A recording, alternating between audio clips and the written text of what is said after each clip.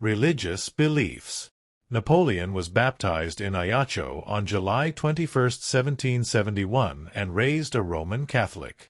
He began to question his faith at age 13 while at Brienne.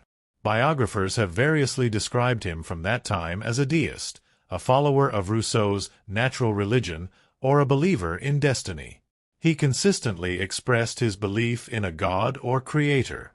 He understood the power of organized religion in social and political affairs and later sought to use it to support his regime. His attitude to religion is often described as utilitarian. In 1800 he stated, "It was by making myself a Catholic that I won the war in the Vade, by making myself a Moslem that I established myself in Egypt, by making myself an ultramontane that I turned men's hearts towards me in Italy. If I were to govern a nation of Jews, I would rebuild the Temple of Solomon." Napoleon had a civil marriage with Josephine in 1796 and, at the Pope's insistence, a private religious ceremony with her the day before his coronation as emperor in 1804. This marriage was annulled by tribunals under Napoleon's control in January 1810. In April 1810, Napoleon married Austrian Princess Marie-Louise in a Catholic ceremony. Napoleon was excommunicated by the Pope through the Bull Quum Memoranda in 1809. His will in 1821 stated, "I die in the apostolical Roman religion, in the bosom of which I was born, more than 50 years since." Napoleon read the Quran in translation and had an interest in Islam and the Orient. He also defended Muhammad, a great man, against Voltaire's Mahomet. Concordat. Seeking national reconciliation between revolutionaries and Catholics, Napoleon and Pope Pius VII agreed to the Concordat of 1801. The agreement recognized the Catholic Church as the majority church of France, and in return the Church recognized Napoleon's regime, undercutting much of the ground from royalists.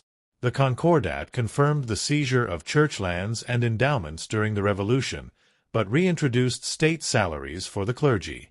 The government also controlled the nomination of bishops for investiture by the Pope. Bishops and other clergy were required to swear an oath of loyalty to the regime. When the Concordat was published on April 8, 1802, Napoleon presented another set of laws called the Organic Articles, which further increased state control over the French Church. Similar arrangements were made with the Church in territories controlled by Napoleon, especially in Italy and Germany. Arrest of Pope Pius VII. Napoleon progressively occupied and annexed the Papal States from 1805. When he annexed Rome in May 1809, the Pope excommunicated him the following month. In July, French officials arrested the Pope in the Vatican and exiled him to Savona. In 1812, the pontiff was transferred to the Palace of Fontainebleau in France. In January 1813, Napoleon pressured the Pope to sign a new Concordat of Fontainebleau, which was soon repudiated by the pontiff. The Pope was not released until 1814. Religious emancipation. In February 1795, the National Convention proclaimed religious equality for France's Protestant churches and other religions. In April 1802, Napoleon published laws increasing state control of Calvinist congregations and Lutheran directories, with their pastors to be paid by the state.